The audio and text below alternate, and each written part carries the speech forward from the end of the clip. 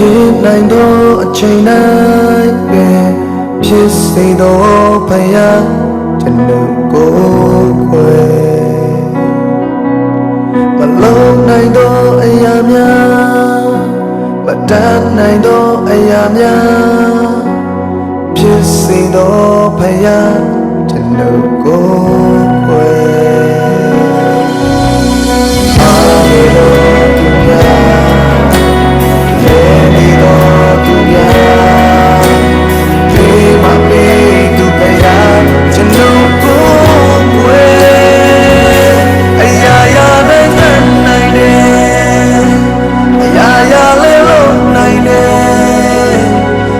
အကုန်လုံးဖန်ဆင်း၍ပိုင်တာ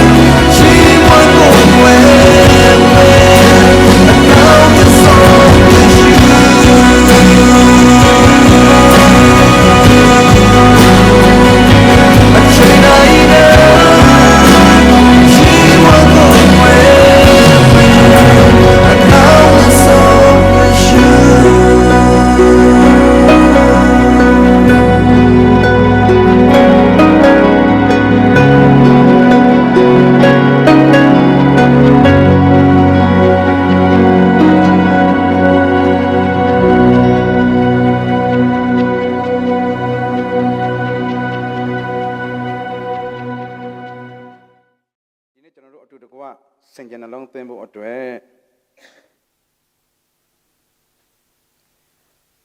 โอเคကျေးဇူးတင်တယ်သခင်ရှုလောကကဲကျွန်တော်အမေးဖြေနေသွားရအောင်နော်ကျွန်တော်တရားဟောရင်ဟောတာနဲ့မတူသင်တန်းပေးရနဲ့တူတယ်ဆိုတော့မင်းရင်ဘာလုပ်ရမလဲဖြေပေးပါကျေးဇူးဖြေမမင်းရင်ဘာလုပ်ရမလဲပါဇက်ပိတ်ထားပါနော်ပါဇက်ပိတ်ထားပါနော်โอเคသခင်ရှုလောကလာတာတေချာမှပြောပါနော်သခင်ရှုလောကလာတာကျွန်တော်တို့အကျိုးရှိလားစဉ်းစားနေတော့မှအကျိုးရှိလားမရှိလားမသိဘူးခုဒီစဉ်းစားတော့မှလားအကျိုးရှိလားမရှိလားဆိုတာဟာပြဿနာပဲသခင်ရှုလောကလာကျွန်တော်တို့အကျိုးရှိလားတယောက်ချင်းစီနော်တယောက်ချင်းစီနော်ပြန်မြင်မယ်သခင်ရှုလောကလာကျွန်တော်တို့အကျိုးရှိလားကျွန်တော်သင်တို့အတွက်လည်းမပြောတော့ဘူး personal ဖြစ်အောင်ကိုယ့်အကိုပဲပြောလိုက်မယ်တဦးချင်းစီပါနော် each one of us နော်ဆိုတော့သခင်ရှုလာကျွန်တော်တို့အကျိုးရှိလားရှိတယ်ဒါပဲ hallelujah သခင်ရှုပြောသမျှစကားတွေကကျွန်တော်တို့အကျိုးရှိလားရှိတယ်သခင်ရှုအသေးခံခြင်းအကျိုးရှိလားတကြိုခြင်းအကျိုးရှိလားထမြောက်ခြင်းအကျိုးရှိလားအဲ့ဒါကိုရှင်းလင်းစွာသိတဲ့လူကဖခင်သားယုံကြည်သူအဲ့ဒီသခင်ရှုလောကကိုလာကြောင်းဟာသူ့အတွက်အကျိုးရှိရဆိုတာကိုစိတ်ချတဲ့သူတွေစုဝေးရအရက်ကိုအသင်းတော်လို့ခေါ်တယ်နာမတော်ဘုန်းကြီးပါစေအသင်းတော်လို့ခေါ်တယ်အသင်းမဟုတ်ဘူးနော်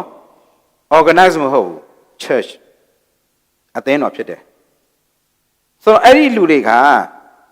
အိမ်ထဲမှာစုဝေးနေဘာစကလုံးဖြစ်သွားလဲဆိုအိမ်နဲ့ရှိသောအသင်းတော်လို့ဖြစ်သွားတယ်ဘယ်မှာစုဝေးနေဘာဖြစ်သွားလဲအိမ်မှာစုဝေးနေဒါဆိုအဲ့ဒီလူတွေကကားစီးနေရင်ကားပေါ်နဲ့ရှိသောအသင်းတော်အဲ့ဒီလူတွေကကော်ပီဆိုင်ထိုင်နေရင်ကော်ပီဆိုင်နဲ့ရှိသောအသင်းတော်သခင်ဖျားနေဆိုတဲ့ခြေဆောင်ခြင်းလာလို့အဲ့ဒီအသင်းတော်ကကော်ပီဆိုင်ထဲမှာရှိရင်ဘယ်ကနေပါသွားမလဲလေမြန်မာမှာရှိရင်ဒါပါပဲအဲ့လိုပြောလို့ဒါဆိုရင်ကတီးတန့်ကိုးကမဲ့နေရမလို့တော့ဘူးလို့လုံးဝမဆိုလို့မျက်စိနဲ့မြင်နိုင်တဲ့ local church မလို့လားလို့လားအဲ့လားမမြင်နိုင်တဲ့အသင်းတော်ရဲ့တံပေါ်ပဲအရေးကြီးတာနော်ဆိုတော့ဟုတ်ပြီသခင်ယူလောကလာကျွန်တော်တို့အကျိုးရှိတယ်အသေးခဏအကျိုးရှိတယ်ထမောက်တာအကျိုးရှိတယ်ကဲသူပြန်သွားတာရောအကျိုးရှိလားပြောပါစဉ်းစားမယ်နော်ကျွန်တော်တို့ယုံကြည်သူစာဖျားနဲ့တခဏရှိရလူလားအမြဲရှိတဲ့လူလားအမြဲရှိတဲ့လူရှိမို့တညာလုံးကြိုးစားပြီးငားရှာတယ်မနဲ့ကြတော့တကောင်းမှမရဘူးအိမ်ပြန်ဖို့စိတ်ပြက်လက်ပြက်နဲ့ပြန်ဖို့လုပ်တဲ့ချိန်မှာသခင်ရှုရောက်လာတယ်အဲ့ချိန်စပဲရှိမုံနဲ့တူဘသူရှိပြီလဲကိုတော့ရှိပြီ3နှစ်ခွဲလုံးကိုရောနဲ့အတူသွားလာတယ်အသေးခံခံဒီအချိန်မှာလဲရှိမုံနဲ့တူကိုရောရှိတယ်ကဲအဲ့ချိန်မှာကိုရောအသေးခံပြီးသခင်ရှုလောကမှာရေပေါင်းဘယ်လောက်နေလဲပြောပါရေပေါင်းဘယ်လောက်လဲတနေရာမှာဆရာတောက်ကအကြီးကျယ်ဟောတယ်သခင်ရှုလောကမှာအသေးခံပြီးတော့မှလဲကောင်းကင်ကိုချက်ချင်းမတက်တော့လောကမှာနှစ်ပေါင်း40နေတယ်တဲ့အကြီးကျယ်ဟောတာအောက်ကလူတောက်ကအသက်ကုန်လိုက်မှတ်တယ်တေချာမှတ်တာဖះကောင်းပြီးလဲပြီးတော့ तू ကအဲ့ဆရာကိုတေချာသွားနှုတ်ဆက်တယ်ဆရာရေးတဲ့ကျွန်တော်အရန်ကျေးဇူးတင်တယ်ဆရာရေးဒီနေ့ကတော့ကျွန်တော်လာတဲ့အထက်မှာကျွန်တော်အတန်ဆုံးပဲတဲ့ဘာဖြစ်လို့လဲလို့မေးတော့တလုံးကျွန်တော်မှားခဲ့တာဒီနေ့မှအမှန်သိရတာတဲ့ဘာကိုပြောရလဲကျွန်တော်အဲ့လာကိုရက်ပေါင်း40ပဲထင်နေတာတဲ့တကယ်တော့ဆရာပြောမှပဲကျွန်တော်ရှင်းတော့တယ်နှစ်ပေါင်း40ဖြစ်နေတယ်တဲ့နော်ဆရာတွေမှားရင်လည်းကြောက်စရာကောင်းတယ်နော်ကြောက်စရာကောင်းတယ်ဆိုတော့ရက်ပေါင်း40နေပြီးဘယ်ကိုပြန်တက်ကြွသွားလဲကဲအဲ့ရက်ပေါင်း40မှာရှိမုံနဲ့တူကိုတော့ရှိလားပြောပါရှိလားဆရာရူဘက်ကဒီသင်းတော်မှာရှိတဲ့လူတွေကိုလာလဲဧည့်သည်ဆရာတွေကမေးကိုမင်းတိုးတိုးလေးပဲဖြေရမယ်လို့စီကံကြထုတ်တာရှိလားလောက်ပါအဲ့ရက်ပေါင်း40မှာရှိမုံနဲ့တူကိုတော့ရှိလားရှိတယ်ရက်ပေါင်း40ပြည့်တဲ့ချိန်မှာသခင်ရှုဘာဖြစ်သွားပြီလဲကောင်းကင်ကိုတက်ကြွသွားပြီအဲ့ဒီအချိန်မှာရှိမုံကောင်းကင်ကိုပါသွားလားဘာမှကြံခဲ့လေကိုရဘယ်ကိုတက်ကြွသွားပြီလဲအဲ့ချိန်နဲ့စပြီးရှိမုံနဲ့တူကိုတော့ရှိသေးလားရှိသေးလားဟယ်လိုရှိလားရှိတယ်ကျွန်တော်တို့အားကိုးတဲ့လူတယောက်ကျွန်တော်တို့အားထားတဲ့လူတယောက်ကကျွန်တော်နဲ့တူမရှိတော့ဘူးဆိုရင်စဉ်းစားနော်ကိုကသူ့အားထားနေမှသူ့အဖြစ်ကိုအကျိုးဖြစ်နေမှကိုလည်းသိတယ်ပတ်ဝန်းကျင်တစ်ခုလုံးလည်းသိနေတယ်သူနဲ့အတူသွားလာနေတာ哦အဲ့ဒီကိုယ့်ကိုအကျိုးပြုတဲ့သူကိုအားကိုးရတဲ့သူကကိုယ့်အနားမှာမရှိတော့ရင်ရှိနေတော့ကအချိန်နဲ့မရှိတော့တဲ့အချိန်လူအားဖြင့်ပြောရင်အများကြီးသူမရှိတော့ရင်ယော့သွားတယ်ဒါပေမဲ့သခင်ယေရှုကောင်းကင်ပြန်သွားတဲ့အချိန်မှာတပည့်တော်ရဲ့အသက်တာအရင်ထက်အများကြီးယော့သွားဖို့ပဲတကယ်တော့မယော့သွားတဲ့အပြင်ပို့ပြီးတော့ကိုတိုးလာတယ်ဘာကြောင့်လဲဆိုသခင်ယေရှုကောင်းကင်ရောက်သွားတဲ့အခါမှာဘယ်နှစ်ရက်မြောက်တဲ့နေ့မှာဘာကိုဆေလွတ်လိုက်လဲကျွန်တော်မေးတာ2ခုမေးတာနော်ဘယ်နှစ်ရက်မြောက်တဲ့နေ့မှာဘာကိုဆေလွတ်လဲအရာကဲပြန်တော့မယ်တချို့အစိမ်လိုက်ပြောမှထွက်တာလားနော်ဟုတ်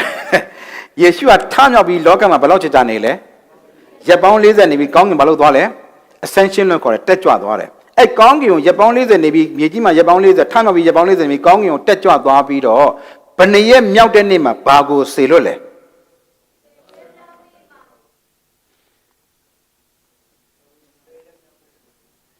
အားလုံးကသူ့ကိုဘာဖြေဖို့တဲ့ကိုယ်စလဲခန့်ထားရတာ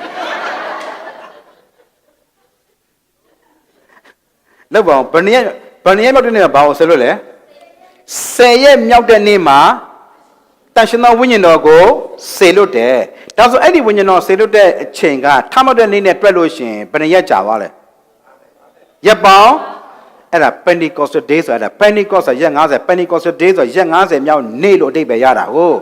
တမောင်းခေတ်မှာအဦးသီးပွဲဆိုတာရှိတယ်အဲ့အဦးသီးပွဲနဲ့အခုကျေးဇူးတော်ကာလရဲ့ထမြောက်ခြင်းကအတူတူပဲ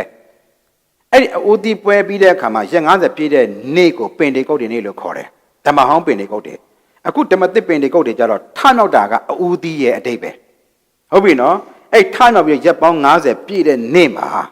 ဘုရားခင်သခင်ယေရှုဘုရားသခင်ကတန်ရှင်သောဝိညာဉ်တော်ကိုဆေလွတ်လိုက်တယ်ဒါတော့ထမြောက်တဲ့နေ့ကနေတွက်လို့ရှိရင်ဘယ်နှစ်ရက်လဲရက်50နေ့ဝိညာဉ်တော်ဆေလွတ်လိုက်တယ်အဲ့ဒီတန်ရှင်သောဝိညာဉ်တော်ကရောက်လာတဲ့အခါမှာငါတွိုင်းအကျိုးရှိမယ်လို့ပြောတဲ့အခါမှာဘာကိုပြောချင်တာလဲတန်ရှင်သောဝိညာဉ်တော်ကိုဆေလွတ်တယ်အဲ့တော့ဒီနေ့အထူးသဖြင့်ပေါ့နော်ဘုရားသခင်ဖော်ပြသလောက်လေးအဲ့ဒီဝိညာဉ်တော်ကကျွန်တော်တို့ကိုဘာလုပ်ပေးသလဲဆိုတဲ့အချက်လေးတွေကျွန်တော်တို့ဘုရားပြောသလောက်ဆင်ခြင်ရအောင်နာမတော်ဘုန်းကြီးပါစေ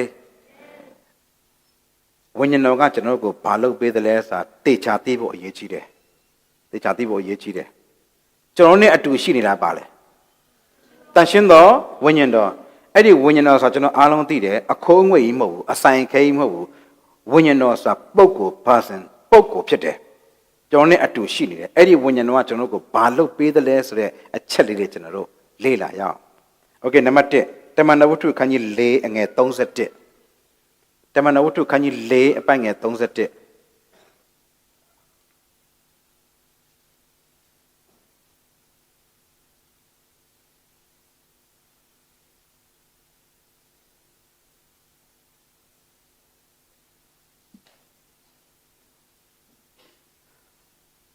โอเคတချို့ကျမ်းစာဖတ်ဖို့အစီအမပြေတဲ့လူတွေလည်းတခါလဲအစီအပြေတော့ကျွန်တော်နောက်ကနေလိုက်ဆိုရအောင်เนาะကျွန်တော်ရှေ့ကတိုင်ပေးလိုက်မယ်ကျမ်းစာအစီအပြေတဲ့လူတွေလည်းအားလုံးဖတ်တာပေါ့เนาะโอเคအားလုံးလိုက်ဆိုရအောင်ထို့သောဆုတောင်းပတ္ထနာပြုပြီးမှစုဝေးသောအယတ်သည်တုံလှုပ်၍ထိုသူအပေါင်းတို့သည်တန်ရှင်သောဝိညာဉ်တော်နှင့်ပြည့်သဖြင့်ဘုရားသခင်၏နှုတ်ကပတ်တရားတော်ကိုရဲရင်စွာဟောပြောကြ၏နံပါတ်1ဝိညာဉ်တော်ကကျွန်တော်တို့ကိုဘာလုပ်ပေးသလဲလို့ပြောတဲ့အခါမှာဝိညာဉ်တော်ကကျွန်တော်တို့ကိုလုပ်ပေးတဲ့အရာကနံပါတ်1နှုတ်ကပတ်တရားတော်ကိုရဲရင်စွာဟောပြောစေတယ်သိကြမှတ်ထားပါနော်ဘုရားနာမဘုန်းကြီးပါစေနံပါတ်1ဝိညာဉ်တော်ကကျွန်တော်တို့ဘာလုပ်ပေးလဲဟဲ့လို့ကြည်လေးနှုတ်ကပတ်တရားတော်ကိုရဲရင်စွာဟောပြောစေတယ်မရဲတရဲလားရဲရင်စွာလားရဲရင်စွာဟောပြောစေတယ်ဒါတော့နှုတ်ပတ်တော်ရဲရင်စွာပြောရတဲ့တတ္တိရဲရင်စွာပြောနိုင်ခြင်းကဘာကလှုပ်ဆောင်တာလဲဝိညာဉ်တော်ကလှုပ်ဆောင်တာဒါဆိုအဲ့ပြောနေတဲ့လူကအဓိကလားဝိညာဉ်တော်အဓိကလားဝိညာဉ်တော်အဓိကအဲ့ဒါအရေးကြီးရနော်ဝိညာဉ်တော်ကနှုတ်ပတ်တော်ရဲရင်စွာဟောပြောစေတယ်လိုက်ဆိုပါတန်ရှင်သောဝိညာဉ်တော်နဲ့ပြည့်သဖြင့်ဗီဒီယိုထဲမှာအဝတ်စားရင်နဲ့ပြည့်သဖြင့်အဲ့ထဲမှာပတ်စံနေနဲ့အပြည့်ရှိသဖြင့်မပြောဘူးဘာနဲ့ပြည့်တာလဲဝိညာဉ်တော်နဲ့ပြည့်တဲ့အခါမှာတဲ့ excuse me ဝိညာဉ်တော်နဲ့ပြည့်တဲ့အခါမှာနှုတ်ကပတ်တော်ရဲရဲစွာဟောပြောတယ်အဲ့ဒီနှုတ်ကပတ်တော်ရဲရဲစွာဟောပြောတဲ့လူတွေရဲ့တချို့သူတွေရဲ့ background ပြန်လေ့လာရင်အရင်ကအင်မတန်အရှက်ကြောက်ကြီးတဲ့လူတွေလည်းပါမယ်တိမ်ငယ်တဲ့လူတွေလည်းပါမယ်လူကြားတဲ့မတိုးရဲတဲ့လူတွေပါမယ်အထူးသဖြင့်အဲ့ဒီချင်းနှုတ်ပတ်တရားတော်နှုတ်ကပတ်တော်ဟောပြောတယ်ဆိုတာကလူအကြောင်းပြောတာမဖျားအကြောင်းပြောတာအဲ့ဒီချင်းကဘာသာရေးခေါင်းဆောင်တွေအရာရှိတွေကသူတို့ဘာလို့တလဲဆိုရင်တရားစရတဲ့ကပထနာစရထဲကနေပြီးတော့မှနှုတ်ကပတ်တော်ဟောတဲ့သူတွေအားလုံးဆွဲထုတ်တဲ့အချိန်ထောင်ချတဲ့အချိန်ဖြစ်တယ်အဲ့ဒါကိုသူတို့တိတိကြီးနဲ့မကြောက်ဖဲနဲ့နှုတ်ကပတ်တရားတော်ကိုရဲရဲစွာဟောပြောတာကျွန်တော်ပြောမယ်လူတယောက်ကရဲရဲတင်းတင်းပြောရဲတဲ့စကားတစ်ခုဆိုတာကသူ့ကိုယ်တိုင်ခံစားမှရတာဩစတြေးလျကျွန်တော်မရောက်ခင်တော့ဩစတြေးလျအကြောင်းသူမြောက်ကိုလျှောက်ပြောဘူးတယ်မရက်တဲနဲ့ပြောရတာတကယ်ပြောတာဟောဩစတြေးလျဘလို့ဘာညာမဲမသိရင်တော့ကိုယ်တိုင်ပဲရောက်ဖူးသားတယ်လို့ပါလို့မေးခွန်းတကယ်မေးလံကျွန်တော်မသိတော့ဘူးဒါပေမဲ့ကျွန်တော်အခုရောက်ပြီးတဲ့အတွက်ကျွန်တော်ကောင်းကောင်းပြောလို့ရပြီကျွန်တော်သိသလောက်ကိုရဲရဲရင်ပြောလို့ရရင်ဘာလို့လဲကျွန်တော်ဩစတြေးလျရောက်ပြီးသွားပြီအဲ့တော့အခုအဲ့ဒီလူတွေမှာဘာရှိလဲဆိုတော့သူများကိုခံစားစေခြင်းနဲ့စိတ်ရှိတယ်ဟောပြောတဲ့သူတွေမှာဘာစိတ်ရှိလဲအဲ့ဒီသူတစ်ပါးကိုခံစားစေခြင်းနဲ့စိတ်ကဘယ်ဟာလာလဲသိလားကိုယ်တိုင်ခံစားခြင်းကနေပဲလာတယ်ဘယ်ဟာလာလဲ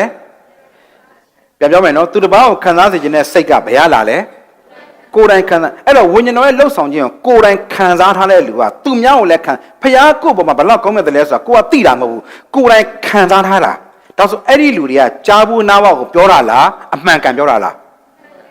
အဲ့ဒါအရေးကြီးတယ်နော်ဒီနေ့ကြားဘူးနားဘောတွေနည်းနည်းများတယ်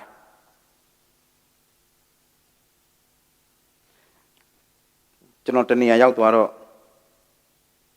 ကျွန်တော်ဝေငှချက်တချို့ထဲမှာကြားဘူးလားမသိဘူးနော်ရောက်သွားတော့ပြီးခဲ့တဲ့နှစ်ကပါ2015နဲ့ကျွန်တော်ဒီမှာ2012ကနေ2012ဒီဇင်ဘာနဲ့2013 March ထိကျွန်တော်ဒီမှာရှိခဲ့တာဩစတြေးလျမှာ2015ပြီးခဲ့တဲ့နှစ်နဲ့2016အကူးမှာကျတော့အဲ့ဒီအကူးလေးမှာကျတော့အမေရိကမှာရှိတယ်ကျွန်တော်ရောက်တဲ့နေရာတစ်ခုကဘာကြားရလဲဆိုတော့ကျွန်တော်ကိုးကွယ်တဲ့ဘုရားကပြီးခဲ့တဲ့နှစ်ကတည်းကဒီနှစ်ပိုကောင်းမဲ့တဲ့ဘုရားဖြစ်ပါတယ်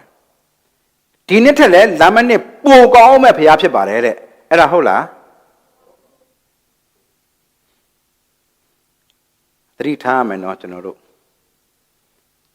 ကတခါကျအဲ့ဒါပို့ပြီးဘုရားကအရင်နှစ်ကလည်းဒီနှစ်ပိုကောင်းတယ်ဒီနှစ်ထက်လည်းလာမယ့်နှစ်ပိုပြီးကောင်းမယ်အဲ့လိုပိုပြီးကောင်းတဲ့တွက်ကိန်းနဲ့စဉ်းစားကြည့်ရင်လေပြီးခဲ့တဲ့အနှစ်30လောက်ကဆိုဒီဘုရားတော်တော်ကိုမကောင်းခဲ့ဘူးအဲ့တော့ဘုရားကပိုကောင်းလာလဲဘုရားမို့မနေ့ယနေ့နောင်ကာလမပြောင်းမလဲကောင်းမြတ်နေတဲ့ဘုရားဖြစ်တယ်ဒါဆိုဘုရားပိုကောင်းလာလားဘုရားကောင်းမြတ်ခြင်းကျွန်တော်ကပိုပြီးသိလာတာလားပိုပြီးသိလာတာပိုပြီးသိလေလွတ်မြောက်လေမသိလေပင်ပန်းလေဖြစ်တယ်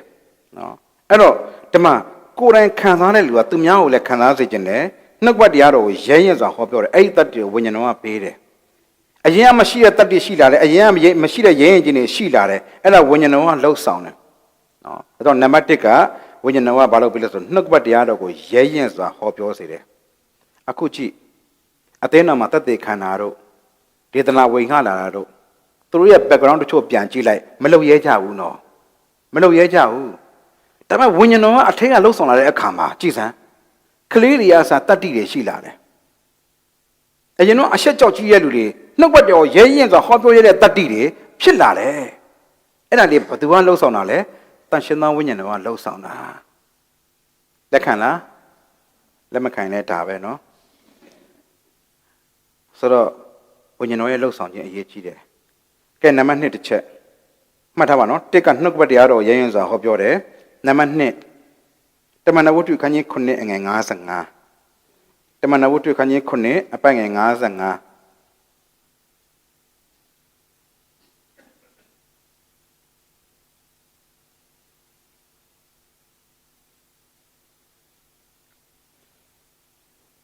ကဲအားလုံးလိုက်ဆိုရအောင်သူသည်လည်းတန်ရှင်းသောဝိညာဉ်တော်နှင့်ပြည့်သဖြင့်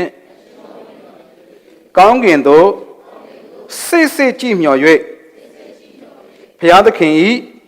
ဘုန်းတော်ကို၎င်းဘုရားသခင်လက်ရတော်ဘက်၌ယေရှုရနေသည်ကို၎င်းမြင်လျင် အဲ့မှာသူဒီလဲဆိုတာဘာသူပြောတာလဲကျွန်တော်လေအားလုံးကိုလေဟိုငြိမ်လို့ပြောမဲ့အစားလေမင်းကိုတစ်ခုမေးလိုက်ရင်ပိုကောင်းမှထင်တယ်ဘာလို့ဆိုမေးလိုက်ရင်ငြိမ်သွားတယ်နော်ဆိုတော့အဲ့ဒါဘာသူလဲသူဒီလဲဆိုတာဘာသူလဲဗမာလိုဘာသူလဲတတေဖန်တနေ့မှာဆရာတော်ကပြောတယ်ခဲကျန်းတာလည်းမှာခဲနဲ့ပေါက်ခံပြီးတည်သွားတာဘာသူလဲအမြန်ပြောဆိုတေတဖန်နဲ့ကွယ်နော်တတေဖန်တတိဖန်ကဒီမှာလိုက်ဆိုပါတန်ရှင်သောဝိညာဉ်တော်နဲ့ပြည့်တဲ့ဖြင့်ကောင်းကင်သို့စိတ်ကြည်မြော်၍လာပြီနော်ဝိညာဉ်တော်နဲ့ပြည့်ဝတဲ့လူတယောက်ရဲ့လက္ခဏာရဲ့ဒုတိယအချက်ကဘာလဲဆိုရင်ဝိညာဉ်တော်နဲ့ပြည့်ဝတဲ့လူတယောက်ရဲ့နံပါတ်1လက္ခဏာကနှုတ်ကပတ်တရားတော်ရဲရင်စွာဟောပြောတယ်နံပါတ်2ကအထက်ကိုကြည့်တယ်နံပါတ်2ကဘာလဲ1ကနှုတ်ကပတ်တရားတော်ကိုရဲရင်စွာဟောပြောတယ်2ကအထက်ကိုကြည့်တယ်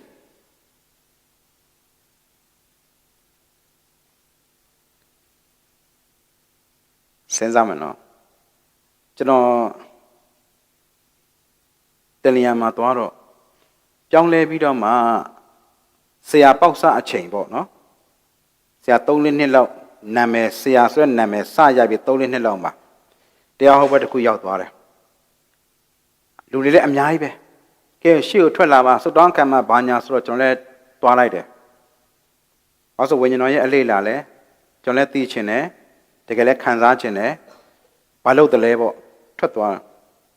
ကျွန်တော်ရှေ့မှာဝုန်းတိုင်းနဲ့ပြစ်လဲကြကျွန်တော်မလဲဘူးဟာပြဿနာပဲသူကဘာပြောလဲဆိုတော့ဘောနကန်ဖြစ်တဲ့လူကဝိညာဉ်တော်နဲ့ဝိညာဉ်တော်နဲ့ပြည့်တဲ့လူကလဲတယ်တဲ့အဲလဲတဲ့လူကပဲဘောနကန်ဖြစ်တာလို့ဒိတ်ကြီးပြောတာဟာပြဿနာပဲကျွန်တော်သူများဟိုတော့ကယ်တင်ချင်းတင်ပြီးပြောင်းလဲလူတွေရှိပြီဒါကြီးကအင်ကြီးလားစဉ်းစားကြည့်တော့ကိုယ့်ရှေ့မှာဒိတ်ကြီးဖြစ်နေတာဟာဘလူကြီးလဲပေါ့ဒါကြီးကဆိုကျွန်တော်မလဲဘူးကျွန်တော်စတောင်းနဲ့ဖျားခင်ကျွန်တော်ကိုလဲဖို့လို့လဲလိုက်ပါကိုတော့အခုချိန်မှာခြီဆောင်ချင်းလာလို့ဒီလူတွေပါပြီးငါကြံခဲ့မှာလားတကယ် in case နော်တကယ်အဲ့ဒီအချိန်မှာကိုယ့်ကိုလေအဲ့လိုဖြစ်လာတဲ့စိတ်ကဒါနဲ့ကျွန်တော်ဘေးနာလူတက်ကဝုန်းဆိုလဲသွားပြန်ရောဒါဆိုဝิญဉ်တော်ကဒီနားမှာပဲရှိတာနေမှာအသာလေးဘေးနောင်ရွှေ့ကြည့်အမလဲပြန်ဘူးကျွန်တော်အားလုံးမဆိုလို့ဘူးနော်ကျွန်တော်အဲ့လဲသွားတဲ့လူတွေတချို့အကြောင်းကျွန်တော်ကောင်းကောင်းသိတယ်ကောင်းကောင်းသိတယ်ဖျားတောင်းထဲမှာလဲတယ်နော်မကြဘူးဗျာဖျားတောင်းထဲကပြန်သွားပြီးည6 နာရီကျော်မှအပြင်မှာပြန်လဲပြန်တယ်အဲ့လူတွေကျွန်တော်ကဲ့ရဲ့ပြောဆိုတာမဟုတ်ဘူးနော်ကျွန်တော်လက်မခံလို့ပြောနေတာမဟုတ်ဘူးနော်တတိထားဖို့ပြောတာအဲ့တော့ဘာဖြစ်သွားလဲဆိုတော့မလဲတဲ့လူက तू ကဝိညာဉ်တော်မရဘူးဖြစ်သွားရောလဲတဲ့လူက तू မှဝိညာဉ်တော်ရတယ်ဖြစ်သွားရောအဲ့တော့ဝိညာဉ်တော်လှုပ်ဆောင်ခြင်းကိုလဲခြင်းမလဲခြင်းနဲ့သွားတိုင်ရောကျွန်တော်တို့ကဒါဆိုတကယ်လဲဖို့လိုတာပါလေဝိညာဉ်တော်ကကျွန်တော်တို့ကိုလေအဓိကခန္ဓာကိုလဲတာမဟုတ်ပါဘူးငါသိတယ်ငါတတ်တယ်ငါလုံးရင်ဖြစ်တယ်ဆိုအဲ့ဒီအတ္တတွေလဲသွားဖို့လိုတာဒါတွေလဲပြိုသွားဖို့လိုတာဝိညာဉ်ရမှာအကြီးတော်အနှောက်အယှက်တွေအဲ့ဒါတွေကလဲဖို့သွားဖို့လိုတာဝိညာဉ်တော်ရဲ့တိုးထခြင်းကတကယ်လဲသွားခြင်းအဲ့ဒါတွေပါခန္ဓာကြီးဘယ်လောက်လဲအဲ့ဒီအတ္တတွေမာနတွေမလဲရင်လက်ကားပဲနောက်ဆုံး तू ကကောင်းတာတွေလုပ်ရင်းနဲ့မှားသွားမှာမကောင်းတာလုပ်ရင်းနဲ့မှားတာမဟုတ်ဘူးဒါကြောင့်ဝိညာဉ်တော်ရဲ့ပြည့်ခြင်းရဲ့လက္ခဏာနံပါတ်2ကအပေါ်ကိုကြည့်တာအထက်ကိုကြည့်တယ်ဘယ်ကိုကြည့်ခြင်းလဲဒါဆိုရင်ငါလည်းဒီကနေပြန်သွားပြီးတော့မှလမ်းမှာလမ်းချောတာနဲ့အပေါ်ကြီးပဲကြည့်ပြီးတော့အဲ့တော့အထက်ကိုကြည့်တယ်ဆိုတဲ့သဘောကရိုးရိုးလေးပဲစဉ်းစားမယ်ငါဘာလို့ရင်ကောင်းမလဲဆိုတာကအောက်ကိုကြည့်တာဖျားသခင်ငါ့ကိုလှုပ်စေချင်တာဘာလဲဆိုအပေါ်ကိုကြည့်တာငါဘာကြံစင်ကောင်းမလဲဆိုတာစဉ်းစားတာအောက်ကိုကြည့်တာငါ့ပေါ်မှာရှိတဲ့ဖျားသခင်ရဲ့အကြံစရာဘာလဲဆိုအပေါ်ကိုကြည့်တာဒါပါပဲကောင်းကင်နဲ့မြေကြီးကိုတပြိုင်တည်းကြည့်လို့ရလားကျွန်တော်အပေါ်နဲ့အောက်ကိုတပြိုင်တည်းတွဲကြည့်လို့ရလားတချို့ကရတယ်တဲ့ရေကန်ထဲမှာရှိတဲ့ကောင်းကင်ကိုလှမ်းကြည့်မယ်တဲ့အဲ့ဒါကအစ်စ်လားပုံရိပ်လားအဲ့ဒီပုံရိပ်ကိုအစ်စ်သွားတင်တကယ်အစ်စ်ကို तू မမြင်တော့ဘူးအဲဒါမလို့အထက်ကိုကြည့်တယ်ဖျားသခင်ကိုတော့ကျွန်တော်တုံတင်နေတာပါလေဒါကိုပဲ तू ဂယူးဆိုင်တာ အဲ့ဒါအထက်ကိုကြည့်တာဖြစ်တယ်အဲ့ဒီအချိန်မှာတဲ့တတိဖန်ကသူဘာလှုပ်ချင်းခံရတာလဲဘေးကနေကြောက်ခဲနေအပေါက်ခံရတာမသိတာလားသိတာလားအစမ်းခံကြည့်မလားအရန်သိတာတယ်ကျွန်တော်တို့လာတတိဖန်နေရာမှာကြောက်ခဲနဲ့အပေါက်ခံတဲ့လူဖြစ်ရင်မေးမယ်နော်ကောင်းကင်ကြည့်မလားခဲနဲ့အပေါက်ခံတဲ့လူကြည့်မလားတယောက်ချင်းစီလိုက်မှတ်ထားမှာပြေးမယ်တတိဖန်ကပြဿနာလာရာရက်ကိုလုံးဝစိတ်ဝင်စားဘူးဖះကိုပဲကြည့်တဲ့အခါမှာအဲ့ပြဿနာကိုသိတော့မသိဘူးဂယုတော့မတတိတော့မထားမိဘူးဒီနေ့ကျွန်တော်တို့ကိုလေခဲနဲ့ပေါ့ဟုံပြောနေသူများနင့်အကြောင်းဒီလိုပြောနေတယ်လို့ကြားလာနေတဲ့ဆက်ဆက်ကနားနေပြီဖះရဲ့ comment ကြောင့်စဉ်းစားရလို့အဲ့ဒါလေးကိုလေတွေးဖို့ဖြည့်ရှင်းဖို့အချိန်တောင်မရှိဘူးနာမတော့ဘုံကြည့်ပါစေအချိန်တောင်မရှိဘူးအထက်ကိုပဲကြည့်နေစိတ်ကြည့်တယ်လို့ပြောတယ်စိတ်ကြည့်တာဒါကြောင့်တချို့တွေဘယ်လိုဆူတောင်းလဲမသိလားကိုယ်ခဲနဲ့ပေါက်တဲ့လူတာရှင်းရင်လေ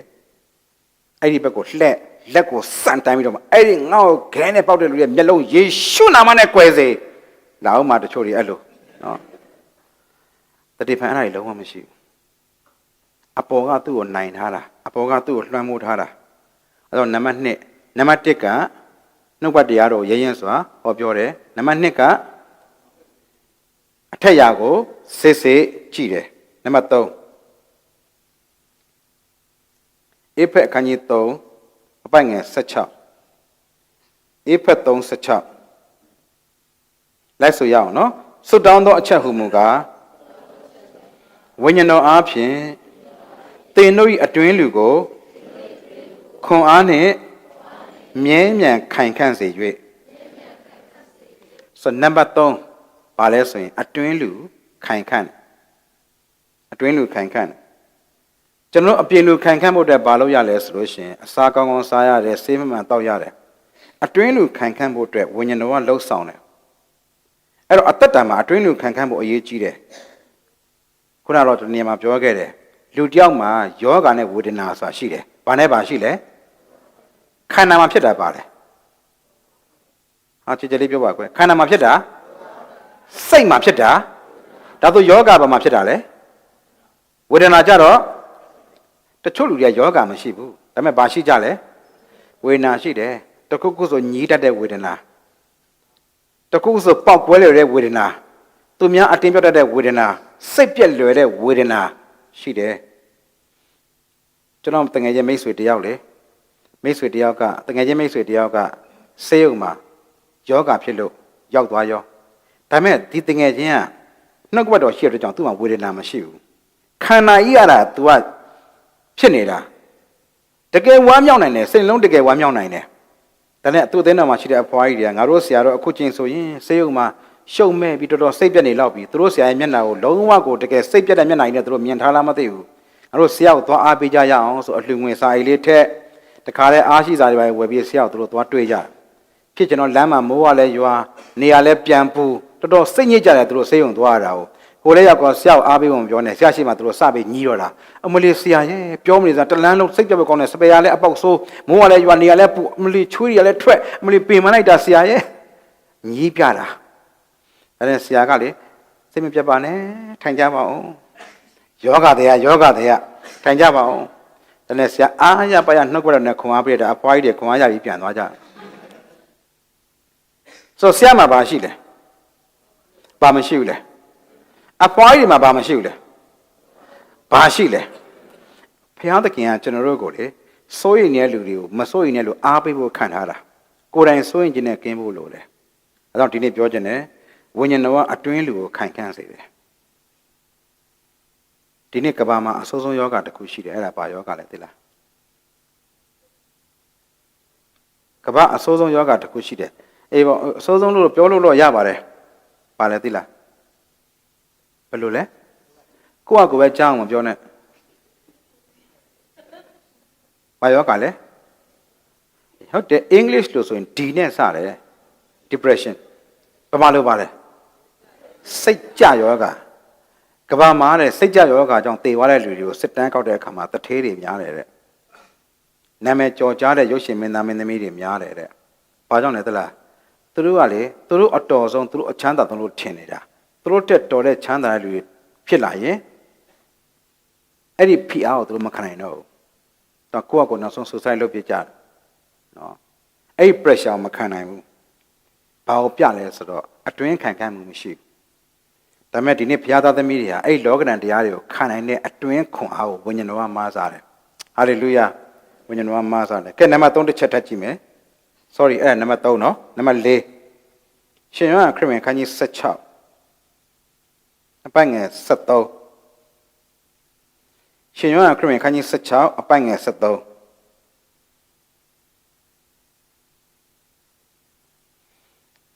လိုက်ဆိုရအောင်နော်တမန်တရားကိုတမန်တရားနှင့်ပြည့်စုံသောထိုဝိညာဉ်တော်သည်ရောက်လာသောအခါတမန်တရားကိုသင်တို့အားအကျွမ်းမဲ့တွင်တင်ပြသလိမ့်မည်ထိုဝိညာဉ်တော်သည်ကိုလိုလျောက်ဟောပြောမည်မဟုတ်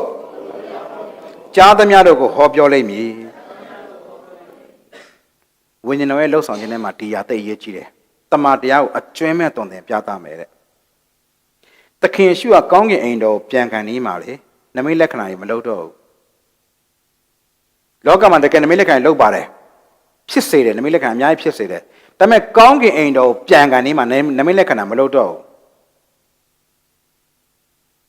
သူ့လူတွေကိုစုပြီးတော့မှတမန်တရားကိုသူအကျွမ်းမဲ့တွန်တယ်မကသေးဘူးငါသွားရင်လည်းအကျိုးရှိမယ်ကြံပြီးရောက်လာမယ်ဝိညာဉ်တော်ကမင်းတို့တမန်တရားကိုအကျွမ်းမဲ့တွန်တယ်လိမ့်မယ်လို့အခုကြိုပြောခဲ့တယ်ကြိုပြောခဲ့တယ်ဒီနေ့ပြောချင်ပါလဲတမန်တရားကဝိညာဉ်တော်ကခေါ်ပြမှနားလည်တာပါတမန်ဟောင်းမှာပတ္တခါရစ်ကောင်ဆိုတာရှိတယ်သိတယ်နော်ပတ္တခါရစ်ကောင်ကိုစားရမစားရလို့ဘုရားခင်ပြောထားတာရှိတယ်ပတ္တခါမှာကျွန်တော်အားလုံးသိပါတယ်နော်ကြားဘူးတယ်အိမ်တကားထုတ်နဲ့တကားတိုင်းနှစ်ဖက်ရဲ့အတွင်းမှာလားအပြင်မှာလားအသွေးတုပ်ရတာအပြင်မှာတကားထုတ်နဲ့တကားတိုင်းနှစ်ဖက်ဆိုပေါင်းရင်3နေရာဖြစ်တယ်ဒါလည်းအတိတ်ပဲရှိတယ်အဲ့3နေရာမှာအသွေးတုပ်ရတယ်ကောင်းကင်တမန်ကအဲ့ဒီအသွေးကိုမြင်တဲ့အခါမှာအဲ့ဒီအိမ်ထဲကိုဝင်လာကြော်သွားလာအဲ့လိုကြော်သွားတာကိုပတ္တခါလို့ခေါ်တယ်ဟုတ်ပြီနော်ပတ္တခါဆိုတဲ့စကားလုံးကပါဠိစာမှာမရှာနဲ့တော့မရှိဘူးဆရာယုဒတန်ကိုယ်တိုင်ထွင်ထားတဲ့စကားလုံးအဲ့ဒါက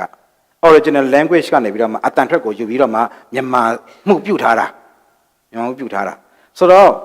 အဲ့ဒီကောင်းကင်တမန်အဲ့ဒီအိမ်ကအသွေးကိုမြင်ပြီးကြော်သွားတဲ့အခါကြော်သွားတဲ့အခါမှာပတ္တခါပွဲရဘာဖြစ်သွားလဲဆိုတော့မပြီးသွားဘူးအရေးကြီးတဲ့အချက်တစ်ချက်ပါတယ်အဲ့ဒါပါဆိုပတ္တခါရစ်ကောင်ရဲ့အသားကိုစားရတယ်စားတဲ့အခါမှာသတိထားမယ့်အချက်ကသူတို့စားတဲ့ပတ္တခါရစ်ကောင်ကောင်းကင်တမန်မြင်လိုက်တဲ့အသွေးရတဲ့ရစ်ကောင်ရဲ့အသားပဲဖြစ်ရမယ်ကောင်းကင်တမန်မြင်လိုက်တဲ့အသွေးရတတ်သူတို့စားရစ်ကောင်တတ်ဖြစ်လို့မရဘူးအဲ့ဒီအသွေးရတဲ့ရစ်ကောင်ပဲဖြစ်ရမယ်အဲ့ဒီအသွေးနဲ့ဒီရစ်ကောင်တွေကတကောင်နဲ့ဖြစ်ရမယ်ဒါဆိုထာဝရလွတ်ချင်းရတာဟာဘသူရဲ့အသွေးတော်ကြောင့်လဲဘသူသွေးတော်ကြောင့်လဲဒါဆိုကျွန်တော်စားမယ့်ရစ်ကောင်ကဘသူလဲဘသူကိုစားရမလဲဘယ်ကနေစားမလဲနှာခေါင်းလေးနဲ့စလှီးစားမလားနှရွက်ကနေလှီးစားမလားသခင်ရွှက်ပြောတယ်ငါဟာတမန်တရားဖြစ်တယ်ငါမှာတမန်တရားရှိတယ်လို့ပြောတယ်လားငါတမန်တရားဖြစ်တယ်ပြောတာလားဘာကွာလဲရှိတာနဲ့ဖြစ်တာနဲ့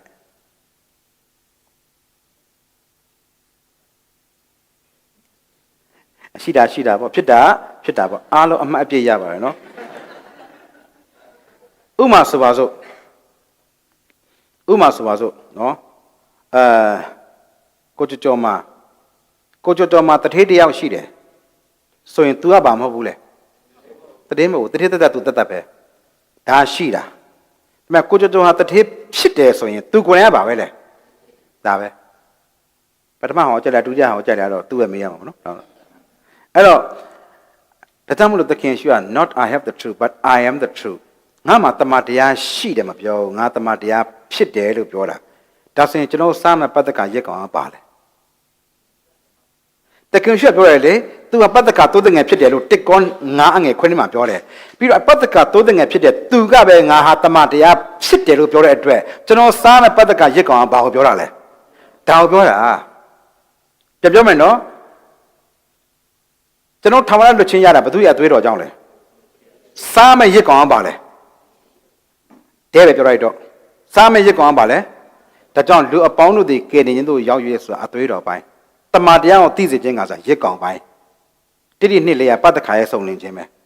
ဟုတ်ပြီနော်ဒါကြောင့်ကျွန်တော်ပွဲတော်စားရခါမှာဘယ်နှခုပေးလဲ နှစ်ခုပေးတယ်ဘာနဲ့ပါလဲဟမ်စပည့်ပြောရင်တော့ဇီးဖြိုတွေပါလေရှော့ကုန်မယ်နော်ဟိုကျမ်းစကားနဲ့ပြောရင်ရိုးရိုးလေးပဲခွက်နဲ့မုံတာပဲဘာနဲ့ပါလဲခွက်နဲ့မုံခွက်ကပါလဲအသွေးတော်မုံကကဲခုနကနဲ့ပြန်ပြောကြည့်အောင်ခွက်ကပါလဲဆိုအသွေးတော်မုံကဘာကိုပြောရလဲရစ်ကောင်ဘာကိုပြောရလဲခုနကတော့ရစ်ကောင်ကဘာလဲတမန်တရားပြန်ပြောမယ်ပွဲတော်ခွက်နဲ့မုံမှာပြောမယ်နော်ခွက်ကဘာကိုပြောရလဲအသွေးတော်မုံကဘာလဲတမန်တရားအဲ့တော့လူအပေါင်းတို့ဒီကယ်ရင်ချင်းတို့ရောက်၍တမန်တရားကိုတည်တည်ချင်းကဆိုတော့တစ်နှစ်လေးကျမ်းပိုက်ကပွဲတော်ရဲ့စုံလင်ခြင်းဖြစ်တယ်အဲ့ဒါပွဲတော်ရဲ့စုံလင်ခြင်းပဲโอเคနော်ဆိုအဲ့ဒီတမန်တရားနဲ့ဆက်ပြီးသွားတဲ့အခါမှာအဲ့ဒီရစ်ကောင်ကိုစားတဲ့အခါမှာစားရမစားရလို့ဘုရားခင်ပြောထားတာရှိတယ်မှတ်မိတယ်လို့ပြောကြည့်ပါဦးဘယ်လိုမစားရဘူးလဲဘယ်လိုစားရမလဲဆိုတာကဲဘယ်လိုမစားရဘူးလဲမှတ်မိတာပြောကြည့်၃ချက်ရှိတယ်ရှောင်ရမယ့်အရာ၃ချက်ရှိတယ်ဆောင်ရမယ့်အရာ၃ချက်ရှိတယ်မဟုတ်ကျွန်တော်ရှောင်ရမယ့်ဟာကိုပြောတာလေမိခင်ရစားဆိုတာဆောင်းတာလေအဲ့ဒါဒီဘက်ကစားရမယ့်ဟာလေသူကလည်းစားရမယ့်အပိုင်းပဲပြောတယ်နံပါတ်1အစိမ်းမစားရဘူးနံပါတ်2ရေနဲ့ပြုတ်ပြီးမစားရဘူးနံပါတ်3အယိုးမချိုးရဘူးမှတ်ထားတော့အဲ့ဒါအရန်ရေးကြီးတယ်ကဲဒီဘက်ကဟာပြောချင်တဲ့ဟာလည်းစပြောလို့ရပြီတစ်ကမီးကင်ပြီးမှစားရမယ်နှစ်ကတစိမ့်မပါတဲ့မုံနဲ့စားရမယ်သုံးကခါတော့ဟင်းသီးဟင်းရွက်ဒီလိုပြောတယ်ကျမ်းစကားနော်ခါတော့ဟင်းသီးဟင်းရွက်နဲ့ရောပြီးစားရတယ်ဒါတွေအားလုံးကပြောရင်တအားကြမယ်နော်အခုပြောချင်တာကအဲ့ပတ္တကရက်ကောင်ရဲ့အသားကိုစားရင်အစိမ်းစားလို့မရဘူးမီးကိမှစားရတာအစိမ်းစားရဆိုတာဘောနကဲမဖြစ်ဘဲနဲ့ဝိညာဉ်တော်ဖော်ပြခြင်းမရှိဘဲနဲ့ကျမ်းစကားအတိုင်းပဲယူလိုက်တာကိုပြောတာနားလည်လားမသိဘူးမီးကိမှစားရဆိုတာဒီတမန်တရားကဝိညာဉ်တော်ဖော်ပြပြီးနားလည်တာကိုပြောတာဟုတ်ပြီနော်တချို့တွေကအခုချိန်နေဝိညာဉ်ဖော်ပြခြင်းမရှိဘူးကျမ်းစာဖတ်တဲ့လူမရှိလားရှိလားဖျားဆိုတဲ့ပုံကိုမရသေးဘဲနဲ့ကျမ်းစာကိုကင်တဲ့လူတွေမရှိလားရှိလားဥမာတဲ့ရေးပြောမယ်တမန်တော်ထုထဲမှာအဲတော်ပြီအမတ်ကြားဘူးလားရှိရနော်အဲတော်ပြီအမတ်ဘာလေးစီးလာလဲဘာတော့ကျွန်တော်အဲ့လိုမေးလဲဆိုတော့တင်းတို့အထက်မှာရှိတဲ့ဟာတွေလေအဲ့လိုမထုတ်ရင်မရဘူးမြုံနေမှာအဲ့ဒါကြီးရအဲ့တော့ဆွဲထုတ်နေတာနော်အဲ့ဒါပဲထပ်ပြည့်ဟိုအောက်ကပီပီကြဘာမှမထွက်လာတော့ဘူးနော်ဆိုတော့ဆွဲထုတ်နေတာဘာနဲ့လာလဲမြင်းယထာဒီဇယ်ယထာမဟုတ်ဘူးကြောင်ဝိသုယထာမဟုတ်ဘူးအဲ့ယထာဘာနဲ့ဆွဲတာလဲမြင်းနဲ့ဆွဲတာအတိတ်ပဲရှိတယ်မြင်းဆိုတာလေစမြုပ်ပြန်မြင်မဲ့ခွာမကွဲဘူးဒါပေမဲ့အခုစစ်မြင်းနေသွားတဲ့မြင်းနေမြို့ထဲမှာသွားတဲ့မြင်းနေခွာမကွဲဘူးလားကွဲလားအဲ့ခွာတွေကအတုတွေတကယ်ပြောတာအတုတွေအဲ့ဒီမြင်းခွာကိုဖြုတ်ကြည့်လိုက်အထဲမှာလုံးလုံးကြီးမြင်းကခွာမကွဲဘူးဟုတ်ပြီနော်ဝက်ကြတော့ခွာမကွဲဘူးလားကွဲလားစမြုပ်မပြန်ဘူးဒါကြောင့်ပြညတ်နဲ့ညှိတယ်ပြညတ်ပဲအဲ့ဒါနွားကြတော့ခွာလဲကွဲတယ်စမြုပ်လဲပြန်တယ်ဒါကြောင့်စားလို့ရတာဒါတမဟောင်းတမတက်ကိုပြပြရတာနော်အဲ့တော့မြင်းကခွာစမြုပ်ပြန်ရင်မဲ့ဘာမဖြစ်ဘူးလေခွာမကွဲတဲ့ကြောင့်ဒါပြညတ်ပဲတနည်းအားဖြင့်အဲတုပ်ပြမက်ကဘယ်ပေါ်မှာထိုင်တာလဲပြညတ်ပေါ်မှာထိုင်တာလက်ထဲမှာဘာကြီးကင်ထားလဲကျမ်းကြီးကင်ထားတယ်ဘာသာရေးသမားတွေကပြညတ်ပေါ်မှာထိုင်တယ်ကျမ်းကိုကင်ထားတယ်ပြီးတော့ तू ကဘယ်ကိုသွားပြီးပြန်လာလို့ပြောလဲကျမ်းစာဘယ်မြို့ကိုလဲအဲ့ဒါပြောယေရုရှလင်မြို့ကိုးကွယ်ခြင်းအလို့ငါသွားပြီးပြန်လာတာလူတက်ပြီးပြန်လာတာမဟုတ်ဘူးချဲထိုးပြီးပြန်လာတာမဟုတ်ဘူးကာစီနိုကပြန်လာတာမဟုတ်ဘူးဟုတ်ပြီနော်ဘာသာရေးသမားကြီးဖះကိုကိုးကွယ်ခြင်းလို့ငါသွားပြီးပြန်လာတာလက်ထဲမှာကျမ်းကင်ထားတယ်ပြညတ်ပေါ်မှာထိုင်ထားတယ်ဒါပေမဲ့ဖះကို तू လုံးဝမတွေ့သေးဘူးပုတ်ကိုဖြစ်တဲ့ဖះနဲ့လုံးဝ तू မသိသေးဘူးဒါပေမဲ့ကျမ်းတော့မကင်ဘူးလားကင်တယ်ကျမ်းကင်တိုင်းဖះကိုသိတာမဟုတ်ဘူးဝိညာဉ်တော်ဖော်ပြခြင်းမရှိတော့အဲ့ကျမ်းစာအဓိပ္ပာယ်လဲ तू ဘာမှနားမလဲဘူးအဲ့ဒီချိန်မှာသူ့လောက်မှအဆင်မရှိတဲ့ဖိလိပ္ပုကဘေးနားနေသွားပြီးတော့ပြောတော့ဖိလိပ္ပုကဖះနဲ့တွေ့ပြီးသားကျွန်တော်သိသဘောကျတယ်အဲ့ချိန်မှာတဲ့ဖိလိပ္ပုကလေသူ သူ့ကိုဘာပြောလဲဆိုလိုက်ဆိုတာယေရှုအကြောင်းတည်းဟုသောဧဝံဂေလိတရားကိုအဲကြောင့်ပြီးအမတ်အားဟောလေကျွန်တော်ဧဝံဂေလိတရားလို့ပြောလို့ရှိရင်လမ်းပေးရလူတွေတရားသားတွေလောက်ပဲဟောဖို့လိုတယ်လို့တွေးတာ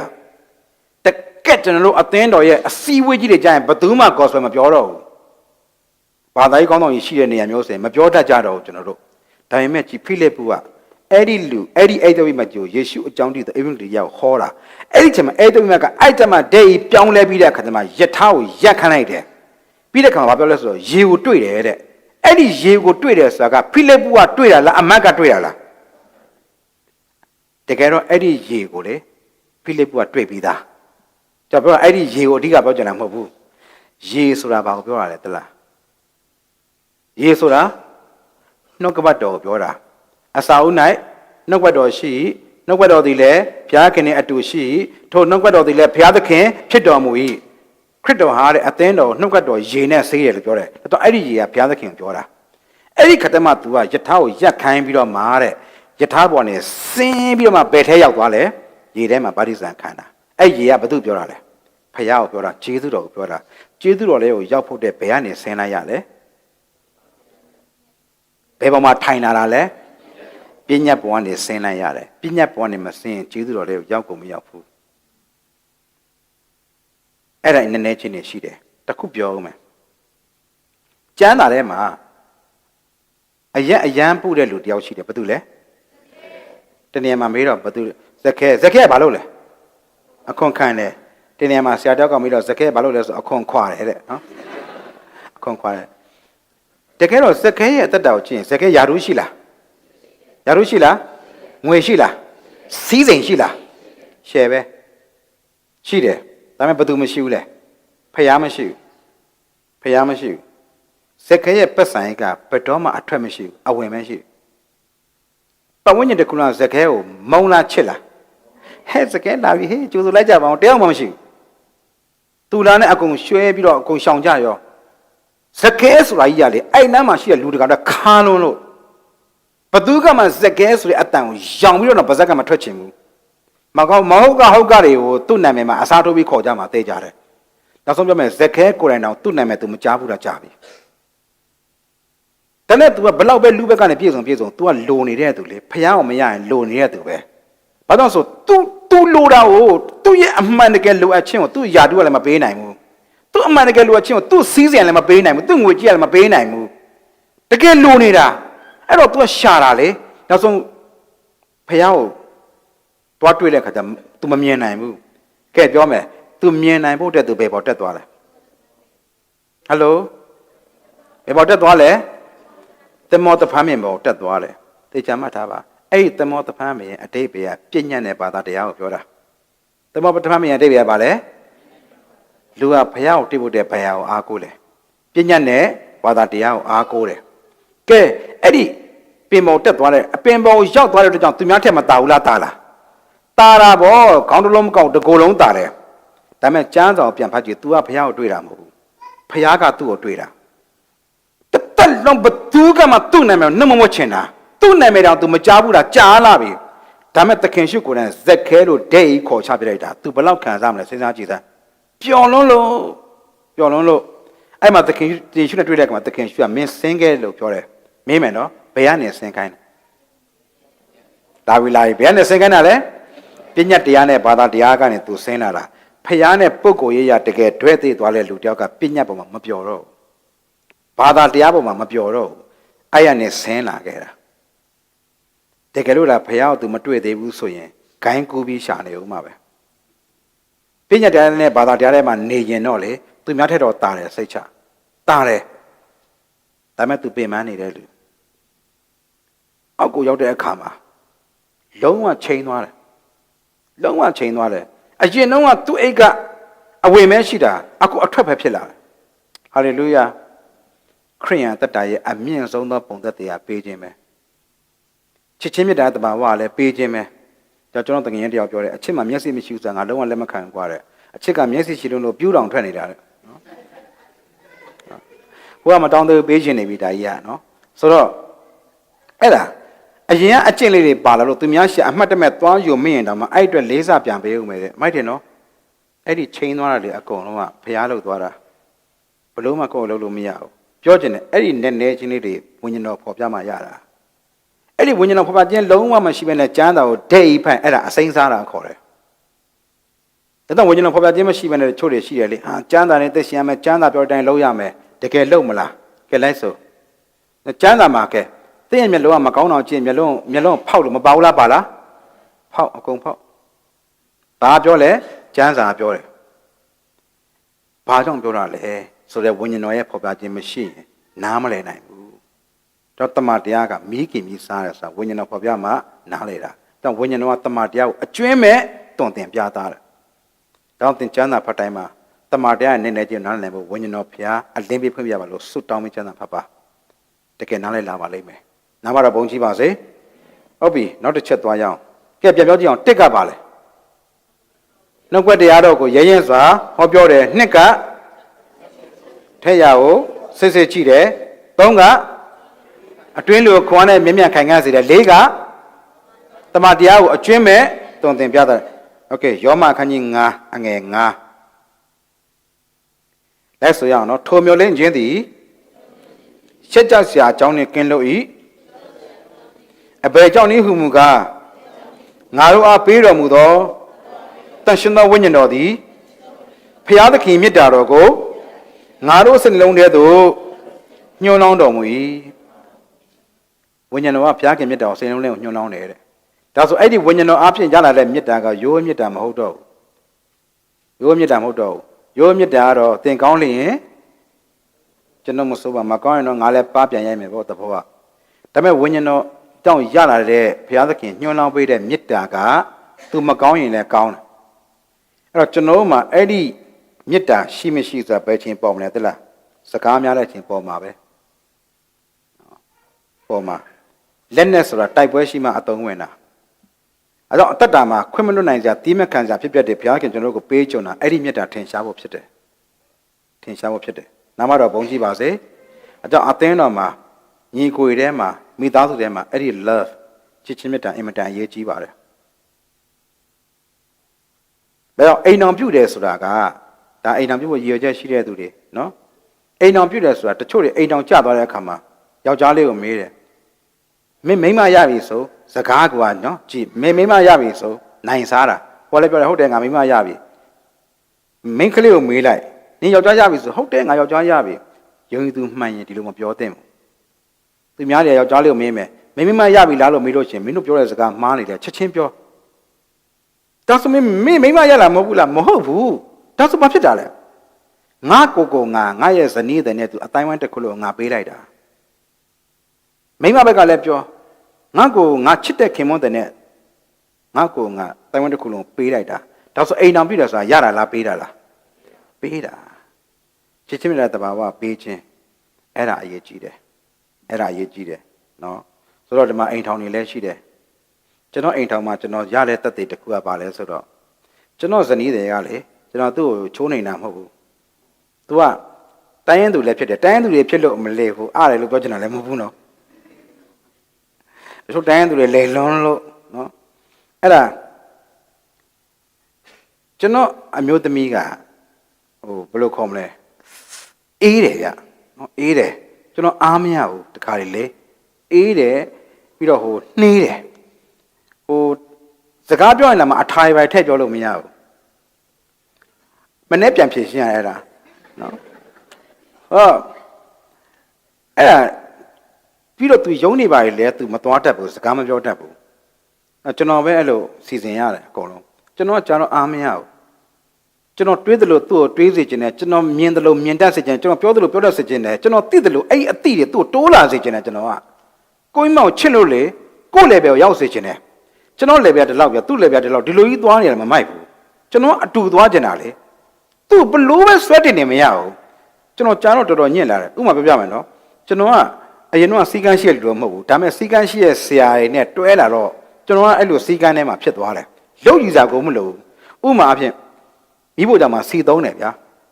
ပလင်းကိုကျွန်တော်အမျိုးသမီးကအဲ့စီကိုဒဲအိုးထဲကိုထည့်ပြီးတော့အဖုံးကိုဒီတိုင်းပဲပြန်တင်ထားတယ်ဗျာကျွန်တော်မဖြစ်စေချင်ဘူးစောင်းမလမဖုံးအောင်တေးချပိတ်ဖုံးလဲသွားရင်လည်းစီမဖိတ်တော့ဘူးကျွန်တော်ဒီလိုဖြစ်စေချင်တာ သွားတယ်စီရစာကျွန်တော်ကညှင့်ရလေအောက်ကနေပဲစညှစ်တာဒီလိုလေးလိတ်သွားဘူးလေးဖောင်းဖောင်းလေးအဲ့လိုတက်တက်ရက်လေးကျွန်တော်အဲ့လိုထားတတ်တယ်ကျွန်တော်ကအဲ့လိုကျွန်တော်မသိမြမရဘူးဗျာကျုံတယ်လို့ခိုင်းရနေပြစ်ဆိုညှစ်ချလိုက်ကွာအလုံးဝစင်မပြေဘူးဗျာအဲ့ဒါဒါလေးတွေအဆပါကျွန်တော်နဲ့သူနဲ့ဂျားထဲမှာလေတိုက်ဆိုင်မှုဘလုံးမညှိလို့မရဘူးအကျွန်တော်ဟာကိုရောလို့ကျွန်တော် level သူ့အတင်းဆွဲခေါ်ကျင်တာလေအဲ့နဲ့ကိုရောလို့ကျွန်တော်မျိုးသမီးကျွန်တော်ဘလုံးမဆွဲတင်လို့မရဘူးဗျာကျွန်တော်လည်းအတူသွားကျင်တာဗျာချစ်ဖို့မင်းအတူသွားကျင်တာတူသွားကျင်တာမှတ်လားဟုတ်တယ်ကိုတော့ဆွဲတင်လို့မရဟဲ့ဆွဲတင်လို့ရလားမရလားမပြောနဲ့မင်းအတူသွားကျင်တာမှတ်လားဟုတ်တယ်ကိုတော့ရတယ်မင်းသူ့ကိုဆွဲမတင်နဲ့လေမင်းသူ့ရှက်နေရဆင်းသွားလိုက်တဲ့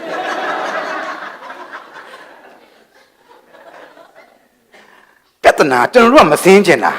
ငါအိမ်တော်ဦးစီးပဲဗမာမှာပို့ဆိုတဲ့အိမ်ဦးနတ်တဲ့အောင်မလေးနော်အိမ်ဦးနတ်တရားမှနတ်ပုံလည်းမပေါက်ပါဘူးနော်အဲ့တော့ပြီးခဲ့တဲ့ဖေဖော်ဝါရီ20ရက်နေ့ကကျွန်တော်ရဲ့ anniversary 18နှစ်ပြည့်ခဲ့တာ18နှစ်ပြည့်ခဲ့တာကျွန်တော်ကောင်းနားလည်သွားတာတခုရှိတယ်အဲ့18နှစ်မှာကျွန်တော်နားလည်သွားတာဘာအောင်နားလည်သွားလဲသလားကျွန်တော်အိမ်ဆောင်ဦးစီးကျွန်တော်ဟာအိမ်တော်ဦးစီးမဟုတ်ဘူးဆိုတာနားလည်သွားတာနောက်ဆုံးကျွန်တော်ယောက်ျားလေးရအိမ်တော်ဦးစီးပဲလို့ကျွန်တော်တို့ကအဲ့လိုပဲမှားယန်းစွာကျွန်တော်တို့တုံသင်ရင်ခံပြီးနားလည်ခဲ့ကြတယ်လေတကယ်အိမ်တော်ဦးစီးကဘုရားသခင်ကိုယ်တိုင်ဖြစ်တယ်အဲ့ဒီအိမ်တော်ဦးစီးဖြစ်တဲ့ဘုရားသခင်အုပ်ဆိုးခြင်းကိုကျွန်တော်နဲ့ကျွန်တော်ဇနီးတဲ့ကလေးတွေအားလုံးဝန်ခံပြီးသက်ရှင်ရတာပါ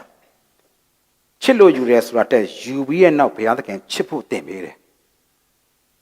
တော်များကလည်းအိမ်တော်ပြုတ်ကားစားမှာတော်များအမျိုးသားတွေကသူတို့မျိုးသမီးကိုတဲ့လက်ပတ်နိုင်လို့ပဲတဲ့လဲသွားတဲ့နေရာတိုင်းခေါ်ရတယ်ပေါ့လေ6လလောက်ကြာတော့တိုင်ကန်းနိုင်အိမ်မှာမထားခဲ့တော့နော်အဲ့လိုလည်းရှိတယ်နော်ဆိုတော့ပြောချင်တယ်ဒီမှာအိမ်တော်တဲ့အမျိုးသားတွေမျိုးသမီးတွေရှိလိမ့်မယ်နော်တခါလေအမျိုးသမီးတွေစိတ်ဆိုးတယ်မလားအမျိုးသမီးတွေကလေစကလုံးနဲ့မပြောတဲ့အတိတ်ပဲတွေအများကြီးရှိတယ်ဟာကျွန်တော်တော့ကောင်းကောင်းသိတယ်အဲ့ဒါတွေကျောင်းရောနော်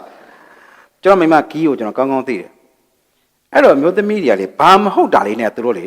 တခုခုတော့သူတို့အဲ့လိုမျိုးနည်းနည်းစိတ်ဆိုးသလိုဘာလို့နည်းနည်းပုတ်တိုးလာပြီဆိုတေချာပေါက်ပဲအနမ်းခံကြတာအဲ့ဒါတကယ်ပြောလားအဲ့ဒါဘာလက္ခဏာလဲလို့ဘယ်သူမှတော့မမင်းနဲ့တကယ်တေချာပေါက်အဲ့ဒါအနမ်းခံကြတာအဲ့ဒါအလိုက်ကန်းစိုးမသိတဲ့ခင်မွန်းတယ်တွေကထားပြီးတော့ထွက်သွားတယ်ဗျာနောက်ဆုံးယောဂရမှာအဲ့ဒါကြီးကတကယ်ပြောတာနောက်ဆုံးယောဂရမှာနော်နမ်းပြလိုက်အမလေးစကားလာမပြောတာရေးလဲကျင်တတ်သွားမှာနောက်နေမယုံကြည့်ခမရဝတ်တွေကိုပျော်လေးနဲ့လျှော်တော့မှာအဲ့ကြရင်တချို့ယောက်ျားတွေကတအားနှွဲ့ကြတာသိလားမိမအချစ်ကိုခံကြတာရှိသေးတာသူတို့ကလေထမင်မဲဝေးလိုက်ပါတော့လားအဲ့ဒါဆိုရင်နော်ဆိုတော့ကြားစာကိုပြန်ကြည့်ရင်ခရစ်တော်ဒီအသင်းတော်ကိုချစ်တဲ့ကဲ့သို့ဒီလောက်တော့နိုင်ထားတာနော်ခရစ်တော်ကအသင်းတော်ကိုချစ်တဲ့ကဲ့သို့ယောက်ျားတွေလည်းကိုယ့်ရဲ့ဇနီးကိုချစ်ဖို့အဲ့လိုပြောထားတာလေအဲ့လောက်ထိကိုနိုင်ထားတာဒါအသင်းတော်ကခရစ်တော်ရဲ့အချစ်ကိုခံတာခရစ်တော်ကအသင်းတော်ရဲ့အချစ်ကိုခံတာမဟုတ်ဘူးအဲ့ဒါကြောင့်ကျွန်တော်တို့ကနားလည်ဖို့ကဇနီးတရားကျမ်းစာမှာကြည့်ရင်အချစ်ခံတဲ့အမျိုးခင်မွန်းတဲ့တွေကချစ်ပေးရမယ်အမျိုးနော်အဲ့ဒါရေးကြည့်တယ်နောက်ပြီးတော့မှလေဒီမှာကျွန်တော်ပြောချင်တယ်အိမ်တော်တဲ့အမျိုးသမီးတွေနဲ့ပြောချင်ပါတယ်ဩစတြေးလျမှာသိတယ်မလားယောက်ျားလေးတွေကနဲ့ဟိုမိန်းကလေးတွေကလစားလေးပို့ကောင်းလာတာလို့ပို့ပြီးတော့မှလုံနိုင်ကန်နေလာလို့ရှင်သူတို့ကပဲအိမ်တော်ဦးစီးထလုပ်ချင်တော့တာသူတို့ကိုဝန်ခံစေချင်တာဘယ်တော့မှမလုပ်ပါနဲ့အဲ့ဒါတမန်တရားနဲ့လုံးဝမညီပါဘူးနော်ခင်မုန်းတဲ့ကိုဝန်ခံဖို့လိုပါတယ်နာမတော်ဘုန်းကြီးပါစေလက်ခံလားလက်မခံလည်းဒါပဲနော်ဆိုတော့ပြီးတော့အိမ်ထောင်မှာလေပြောပြရမယ်ပိုင်းခြားရမယ့်အရာနှစ်ခုရှိတယ်အဲ့ဒါဘာလဲဆိုလစ်လို့ရှူရမယ့်အရာနဲ့ဂယုဆိုင်ရမယ့်အရာပြောကြည့်လစ်လို့ရှူရမယ့်အရာနဲ့ဂယုဆိုင်အဲ့ဒါအိမ်ထောင်မှာတကယ်ပိုင်းခြားတတ်ဖို့လိုတယ်ကဲကျွန်တော်ပြောပြအမျိုးသားတွေကျွန်တော်ပြောပြဥပမာကိုယ့်ရဲ့ဇနီးတွေကကိုယ်ပွားစီလုံနေပြီတွတ်ပါဇက်ကရှောက်သွားနေပြီဆိုရင်လစ်လို့ရှူပြလိုက်တကယ်ပြောတာဒါပေမဲ့နေမကောင်းဆိုရင်တော့ဂယုဆိုင်ပြလိုက်ပါအဲ့နှစ်ခုပြောင်းပြန်ဖြစ်သွားရင်တော့သွားပြီအဲ့ဒါအဲ့ဒါအရေးကြီးတယ်ဒါကြောင့်အိမ်ထောင်မှာလေတကယ်ကတော့နားလည်မှုနဲ့သွားရင်အင်မတန်ချစ်စရာကောင်းပါအိမ်ထောင်ကတချို့အိမ်ထောင်ကြပြီဆိုအိမ်ထောင်ကြသွားတာမဟုတ်ဘူးသိပျော်စရာကောင်းတယ် family life ကအရန်ကောင်းတယ်အဲ့တော့တချို့ကကျွန်တော်မေးတယ်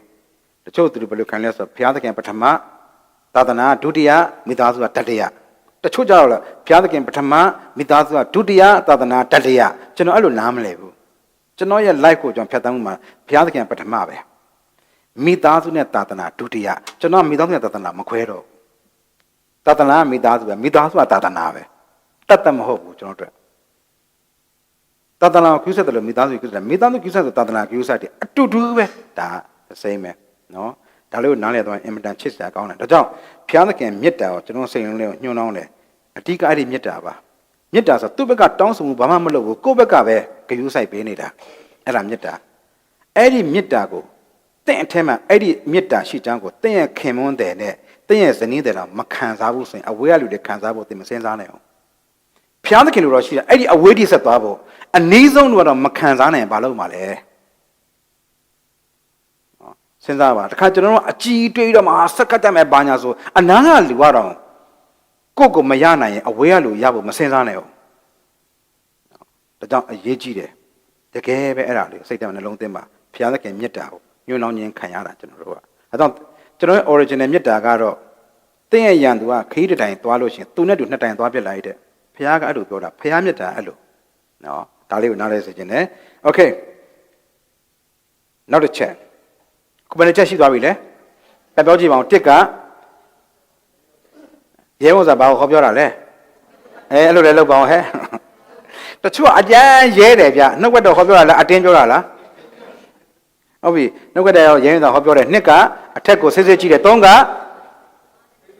အတွင်းလူခွမ်းနဲ့မြင်မြန်စေတယ်လေးကတမန်တရားကိုကျွမ်းမဲ့တွင်တင်တယ်ငါးကဘုရားမြတ်တာကိုညွှန်လောင်းတယ်ခုနံပါတ်6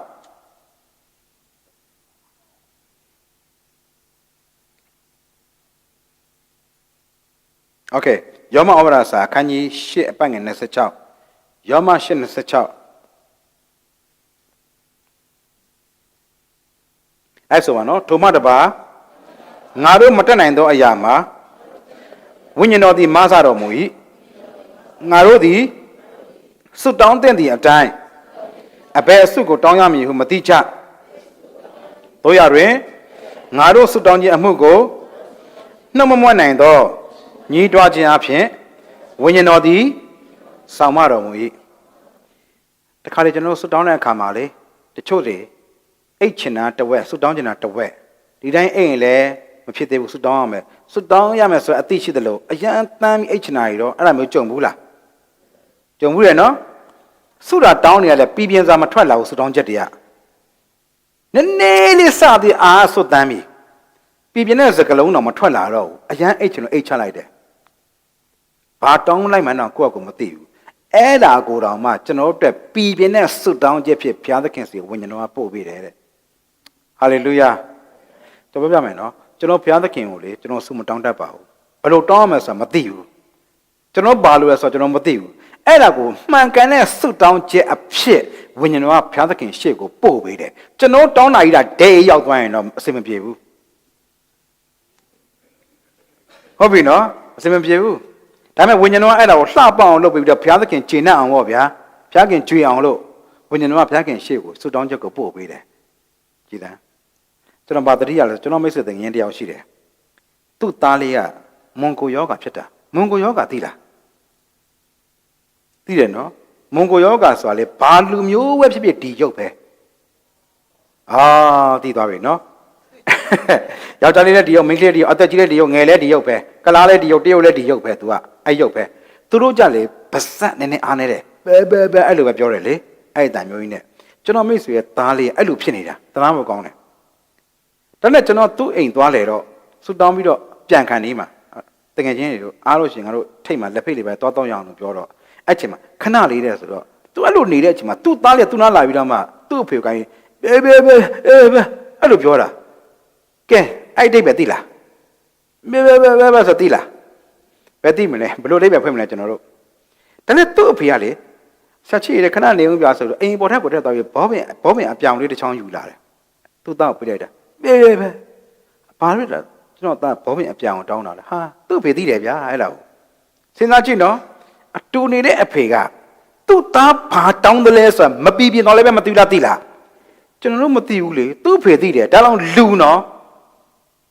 တခါလေကျွန်တော်ဆုတောင်းချက်တွေရလေအဲ့ဒီခလေးလောက်တောင်ကျွန်တော်မပြပြင်းပါဘူးဒါပေမဲ့ကျွန်တော်တို့တကယ်လိုအပ်တဲ့ဆုတောင်းချက်အဖြစ်ဝိညာဉ်တော်ကဘုရားသခင်ရှေ့ကိုပို့ပေးတာဟာလေလုယာအဲ့တော့ဝိညာဉ်တော်လာမှရှိရင်ကျွန်တော်တို့အတွက်ကအစိမ့်မပြေပါဘူးဝိညာဉ်တော်ရဲ့လှုပ်ဆောင်ခြင်းဖြစ်တယ်ပြန်ပြောပါဦးတစ်ကနှုတ်ကပတ်တရားတော်ရဲရင်စာဟောပြောတယ်နှစ်ကထက်ရအောင်စစ်စစ်ကြည့်တယ်သုံးက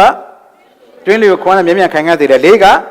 တမန်တရားကိုကျွမ်းမဲ့သွန်သင်တယ်ငါးကဘုရားသခင်မြတ်တာတော်စိတ်နှလုံးနဲ့ညွှန်းလောင်းတယ်၆ကစွတောင်းခြင်းအရာမှာမာစားတယ်ကဲနောက်ဆုံးနံပါတ်9သက်တာရိုင်းဩဝါဒစာပထမဆောင်ခန်းကြီး1:1အငယ်6လိုက်ဆိုရအောင်နော်သင်တို့သည်